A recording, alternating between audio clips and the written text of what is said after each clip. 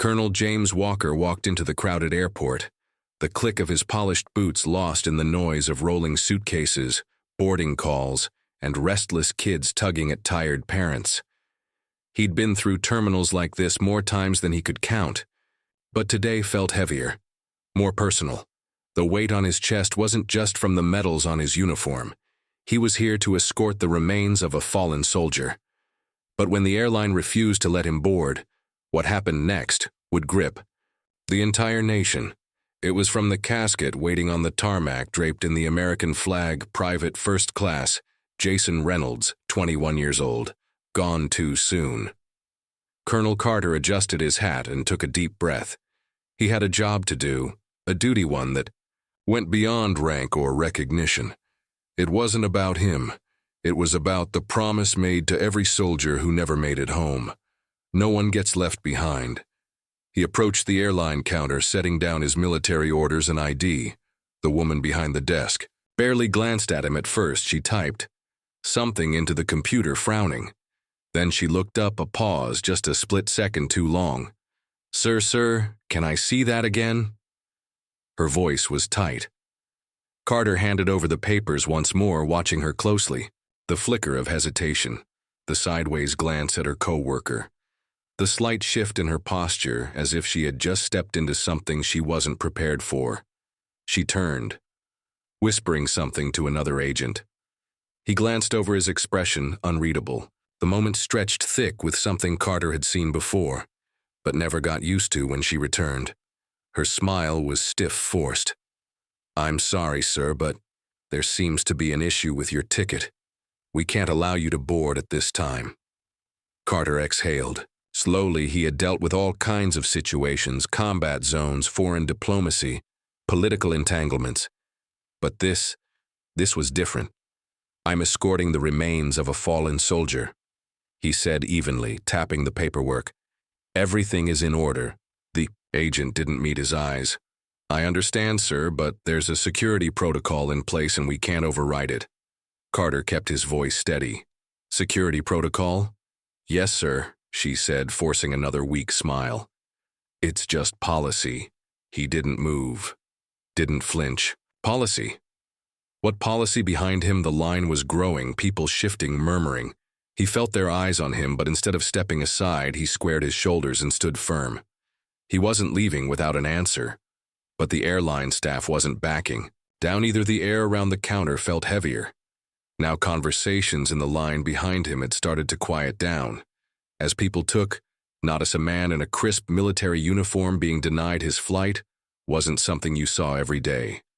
Colonel Carter remained calm, his voice steady. "Ma'am, I need to understand exactly what the issue is. This is a military assignment, not a personal trip. My documentation is valid." The agent hesitated again. Her eyes darted toward the other airline staff huddled near the back. Whispering a supervisor, a man in his mid-50s with a tired expression finally stepped forward.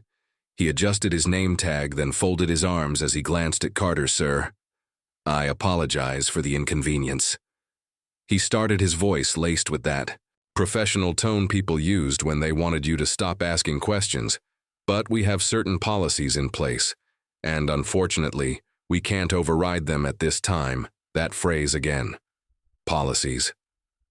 Carter inhaled slowly through his nose. He had seen this before, just in a different setting. "I've flown with military escorts before," he said, keeping his frustration buried under years of discipline. "I know the procedure, and I know there's no policy stopping me from boarding. So let's be honest, what's the real reason I'm being denied?" The supervisor cleared his throat and shifted on his feet. "It's just an extra security measure. Nothing personal, sir. Nothing personal." That was rich. Carter tightened his jaw but didn't let the anger take over. He had been in too many rooms where people hid behind vague explanations like this. They were testing his patience, waiting for him to lose his temper, to give them a reason to call security. He wasn't going to give them that satisfaction. The people in line were watching. Now a woman in a red blazer whispered something to her husband. A young man holding his boarding pass frowned, glancing at the airline employees like he was trying to make sense of what was happening. Then a voice cut through. "The attention, sir. Do you have an issue with his military clearance?" Carter turned his head slightly. A man a few spots behind him in line had spoken up. He was older, maybe mid-60s, with a weathered face and a USMC hat pulled low over his brow. A Marine. "Veteran." The supervisor looked uncomfortable. "No, sir, this isn't about clearance. We just have to follow standard protocol." The Marine let out a sharp breath. "Yeah, I've been through security 1,000 times, and I've never seen protocol stop a soldier from escorting one of our own home." He folded his arms. "So what is it?" More murmurs spread through the line. People started pulling out their phones, recording. The shift in the air was palpable. The staff behind the counter could feel it too. The agent, who had originally denied Carter, stole a glance at her supervisor, looking under unsure. Now the supervisor sighed, rubbing a hand over his temple. He looked at Carter again, the weight of the moment settling in. "Let me check something," he muttered. Before walking off, the agent at the counter kept her gaze down, suddenly very interested in her computer screen. Carter didn't move. He stood tall, shoulders squared, staring, straight ahead. He wasn't going anywhere, but neither was this story. The murmur in the terminal was no longer just background noise. It was focused, charged. People in line were no longer just waiting for their flights.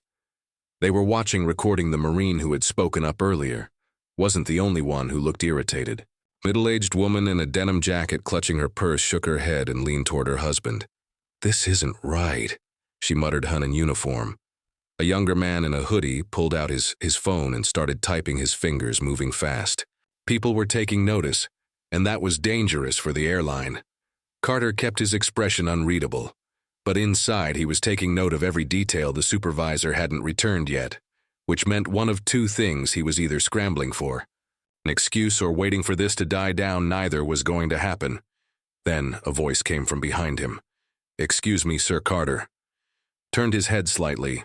A young woman, no older than 25, was standing a few feet away, phone in hand, her eyes uncertain, but determined. I don't mean to intrude, but I just want to make sure I understand. They're not letting you." Bore. Her voice wasn't loud, but the way she said it, careful, deliberate, made people nearby pay even more attention. Carter exhaled, glancing at the agent behind the counter. "That's correct." The young woman blinked as if she expected to hear a different answer. She hesitated for just a second, then nodded once and turned her phone screen toward him. "I'm live right now," she said.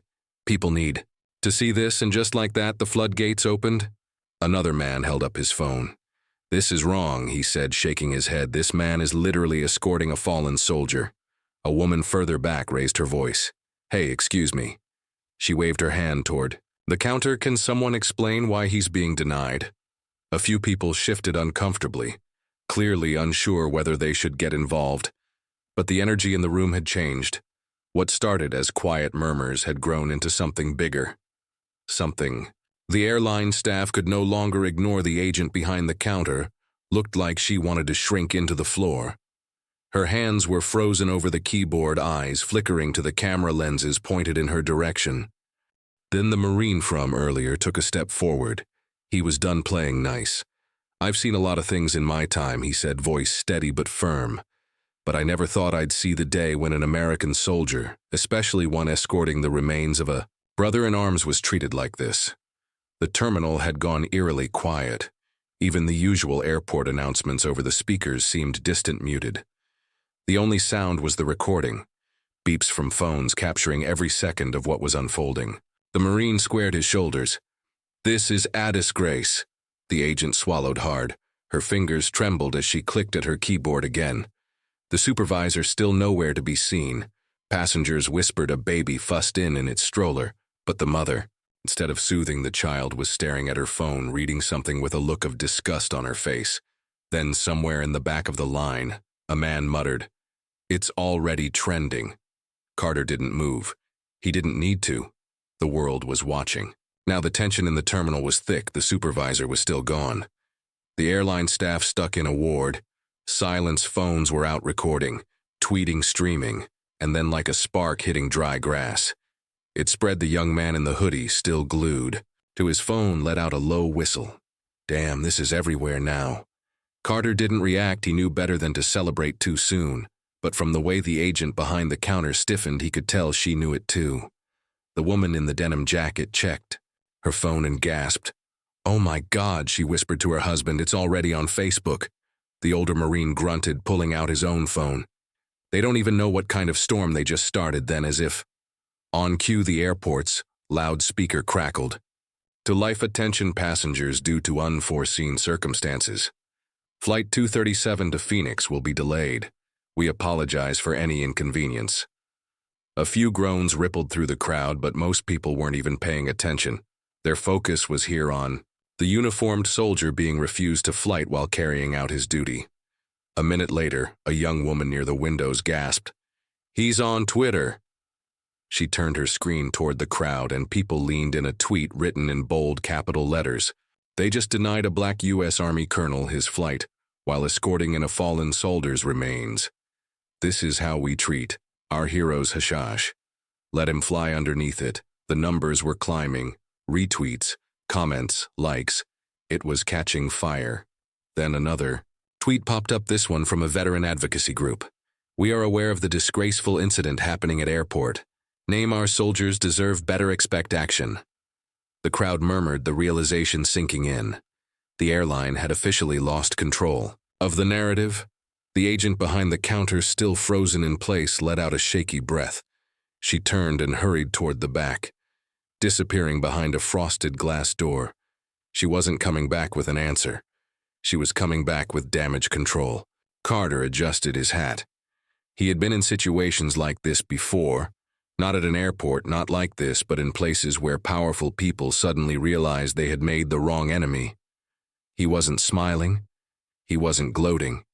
Because at the end of the day, this wasn't about him. It was about Private First Class Jason Reynolds, the young man waiting to go home. And right now, that mission was still incomplete.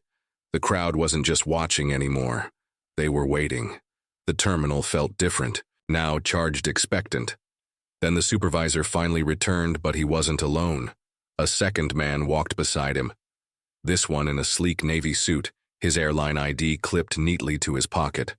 His walk was brisk, controlled, like someone used to putting out fires. He stopped just short of the counter, scanning the scene. His eyes darted between Carter, the Marine, and the rows of phones still recording Reesing. He cleared his throat. "Colonel, I apologize for the miscommunication. There seems to have been an error with our system, but we're working to get you on your flight as soon as possible." Miscommunication. Carter had been in the military long enough to know what that word really meant. It meant we got caught. It meant fix this before it costs us too much. He didn't respond right away. Instead, he let the moment hang, watching the airline representative shift slightly under the weight of the silence. "I see," Carter finally said. His voice measured an error. "You said yes, sir. A regrettable mistake. We assure you it was not intentional." A few people in the crowd scoffed. The Marine shook his head. The airline rep adjusted his tie clearly. "Uncomfortable. We'd like to personally escort you to the gate now. Colonel, first class accommodations." Of course, first class, as if that was the point. Carter looked past the man toward the counter, where the agent still stood, looking anywhere but at him, the same agent who had smiled at him stiffly when she denied his flight, the same one who had never bothered to check before saying no. Carter exhaled slowly. "I appreciate the urgency," he said, "but I need to clarify something." The rep nodded quickly. "Of course," Carter's voice remained, "even if no one recorded this, if no one spoke up, would I still be standing here?" A beat of silence. The rep swallowed. "Sir, you don't need to answer," Carter interrupted. He already knew everyone in the terminal knew. Another moment of silence. Then a woman in the crowd murmured, "He's right." The rep tried to smooth over the tension again. "Sir, we sincerely apologize. We both know this isn't about an apology," Carter said. "It's about accountability."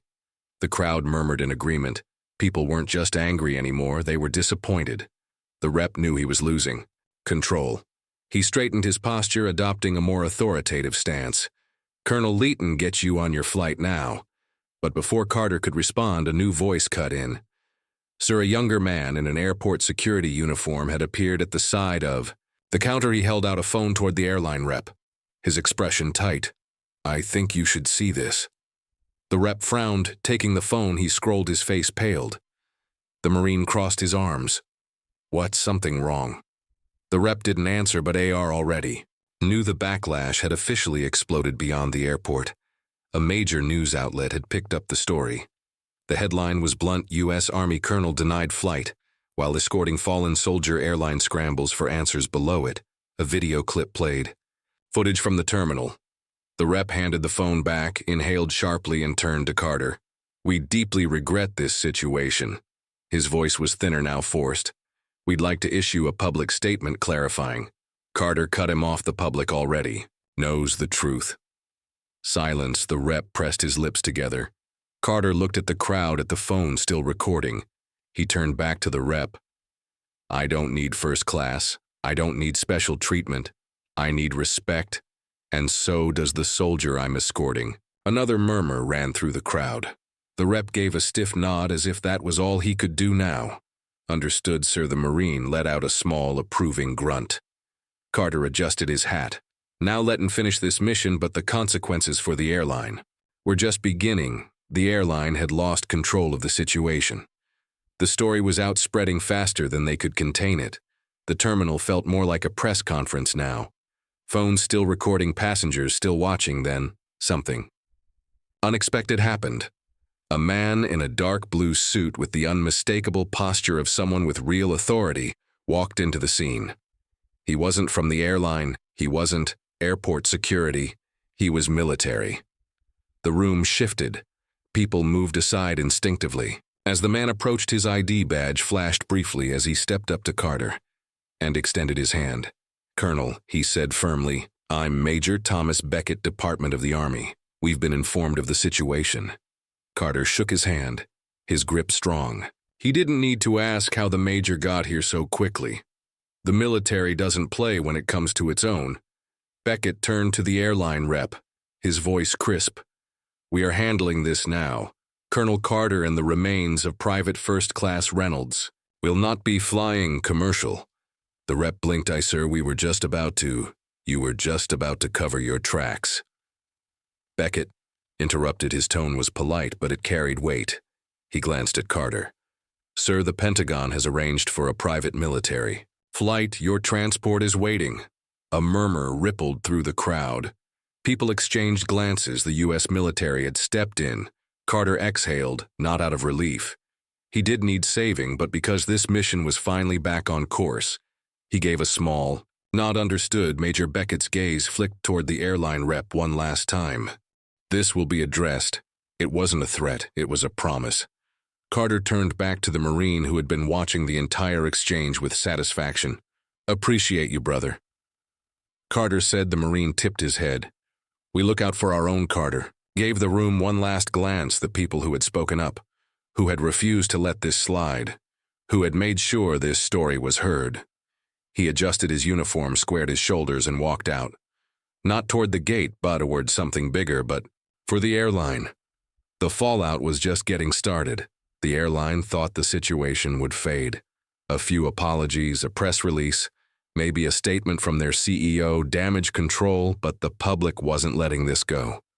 News networks picked it up. Veterans organizations released statements condemning the airline's actions. Politicians weighed in, demanding accountability. Then came the financial hit. By the end of the week, the airline stock had dropped. A trending hashtag calling for a boycott gained traction. Customers flooded their social media with demands for answers. And then the final blow, a lawsuit. A coalition of military advocacy groups filed a formal complaint against the airline for discrimination and failure to uphold service. Member protections under pressure. The airline CEO made a public appearance. He called it a regrettable misunderstanding and announced that the employees involved had been placed on administrative leave too little too late. Meanwhile, Colonel Carter continued his mission. He escorted Private First Class Jason Reynolds home, standing by as the young soldier's family received him. For the last time, he didn't need the headlines. He didn't need the attention. He needed respect. And that was the real fight. Respect shouldn't be conditional. It shouldn't require a viral video or public outrage. It should be the standard. The people at that airport, the Marine, The passengers who spoke up. The ones who refused to stay silent. They proved something. Important when people stand together and justice has nowhere to hide. If you believe in accountability, if you believe in honoring those who serve, let your voice be heard, because silence lets things like this happen again, and next time it might not. Go viral.